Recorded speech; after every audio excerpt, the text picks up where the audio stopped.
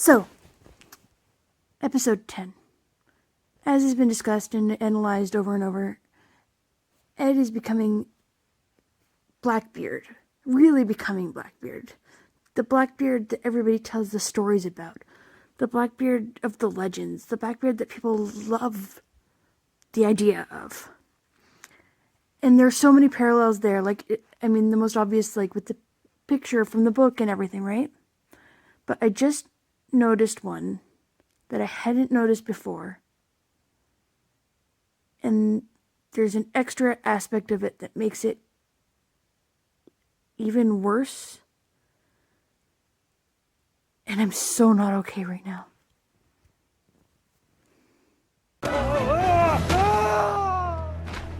And then Blackbeard was like...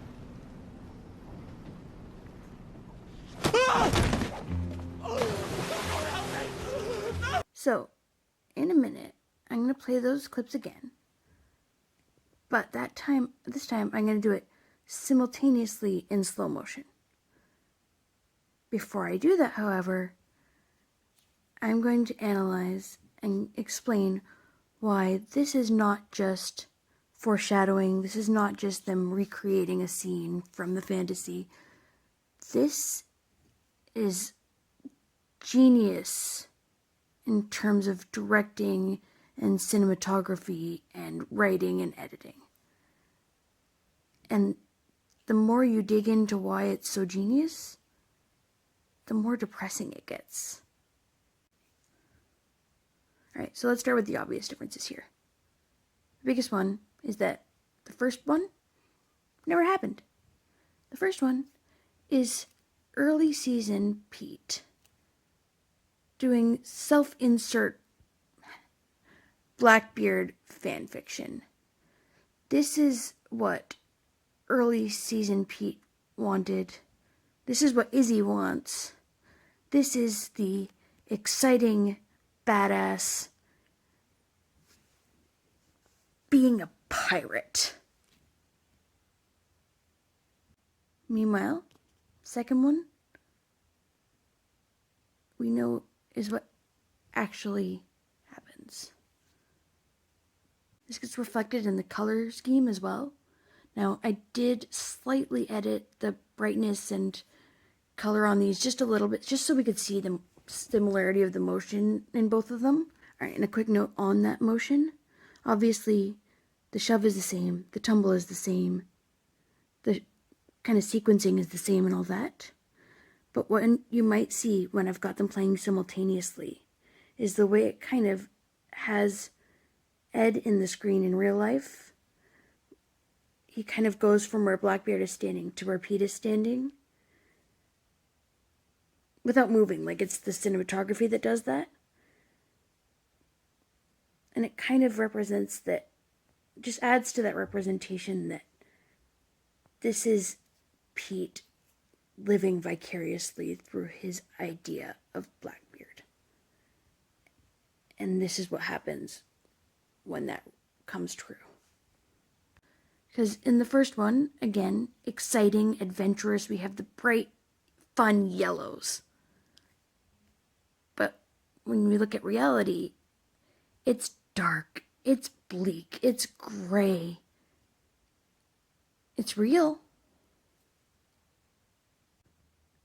Also, the reason it's important that it's self-insert fanfiction is that it's not just that he wants Blackbeard as his hero to be like that. He wants to be and he wants everybody else to think that he's like that, because that's what Blackbeard is like. And so that's what he's like.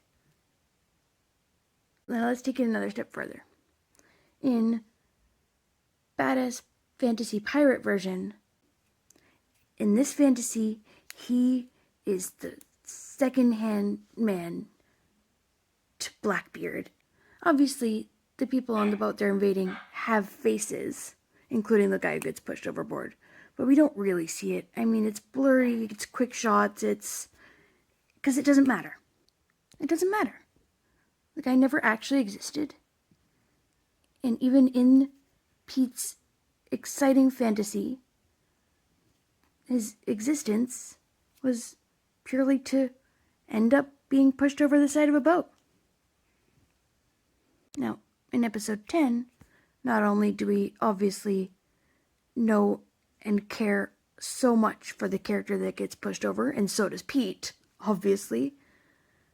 Right before Lucius gets shoved, it's a close-up on his face of how uncomfortable he is and how he's trying to process and figure out what's about to happen to him.